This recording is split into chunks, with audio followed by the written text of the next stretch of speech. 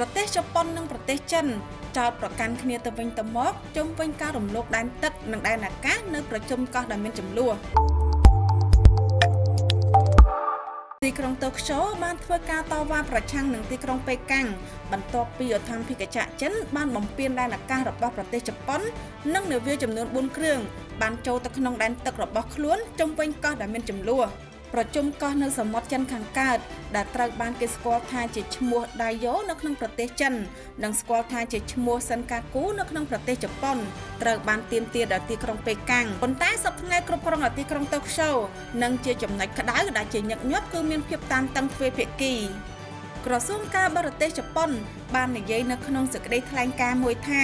អនុរដ្ឋមន្ត្រីរបស់ខ្លួនបានដាក់ការតវ៉ាយ៉ាងខ្លាំងទៅកាន់ឯកអគ្គរដ្ឋទូតចិនប្រចាំប្រទេសជប៉ុនជុំវិញការឈ្លានពាននៃនាវាឆ្មាំសមុទ្រចិនចំនួន4គ្រឿងដែលបានចូលទៅក្នុងដែនទឹករបស់ប្រទេសជប៉ុននៅជុំវិញប្រជុំកោះសិនកាគូក្នុងនោះដែរអនុរដ្ឋមន្ត្រីក៏បានតវ៉ាជុំវិញការរំលោភលើដែនអាកាសរបស់ជប៉ុន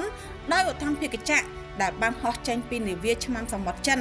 ហើយបានទទូចទៅកាន់ប្រទេសចិនដើម្បីធានាថាសកម្មភាពស្រដៀងគ្នានេះនឹងមិនកើតឡើងទៀតទេក្រសួងការពារជាតិជប៉ុនបាននិយាយថាឧទ្ធម្ភាគចក្រនេះបានហោះក្នុងដែនអាកាសជប៉ុនប្រហែល15នាទីកាលពីថ្ងៃសៅរ៍នៅជិតប្រជុំកោះសិនកាគូ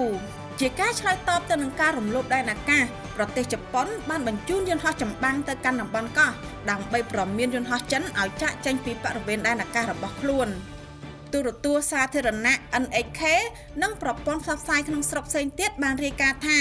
នេះជាលើកទី1ហើយដែលឧទ្ធម្ភាគចក្ររបស់រដ្ឋាភិបាលចិនបានរំលោភលើដែនអាកាសជប៉ុនចេញពីប្រជុំកោះដែលមានចំនួនក្នុងថ្ងៃដដែលនោះដែរឆ្មាំសមុទ្រចិនបានប្រកាសថាខ្លួនបានប្រើឧទ្ធម្ភាគចក្រដើម្បីបណ្ដេញយន្តហោះជប៉ុនចេញពីដែនអាកាសជុំវិញកោះដែលមានចំនួនអ្នកនាំពាក្យឆ្មាំសមុទ្ររបស់ចិនបាននិយាយថាយន្តហោះស៊ីវិលជប៉ុនបានចូលដោយខុសច្បាប់ក្នុងដែនអាកាសនៃកោះនៅវេលាម៉ោង 11:19 នាទីព្រឹកហើយបានចាកចេញទៅវិញបន្ទាប់ពី5នាទីក្រោយរដ្ឋាភិបាលក្រុងប៉េកាំងតែងតែប្រកាសថាខ្លួនបានបណ្ដេញនាវានិងយន្តហោះរបស់ជប៉ុនចេញពីកោះប៉ុន្តែមន្ត្រីជប៉ុនបានប្រាប់អ្នកសារព័ត៌មានថាពេលខ្លះអាជ្ញាធរចិនប្រកាសបណ្ដេញចេញនៅពេលដែលមិនមានអ្វីកើតឡើងទាល់តែសោះមន្ត្រីជប៉ុនដែលមិនបញ្ចេញឈ្មោះបានប្រាប់ប្រព័ន្ធផ្សព្វផ្សាយក្នុងស្រុកថាទីក្រុងប៉េកាំងប្រហែលជាមានប្រតិកម្មចំពោះយន្តហោះស៊ីវិលជប៉ុនតូចមួយដែលកំពុងហោះហើរនៅជិតកោះនេះគួរឲ្យដឹងផងដែរថានាវាត្បាតរបស់ចិននិងជប៉ុននៅសមុទ្រចិនខាងកើតតែងតែធ្វើការប្រឈមមុខដាក់គ្នាដល់គ្រោះថ្នាក់ជុំវិញប្រជុំកោះដែលមានចំនួន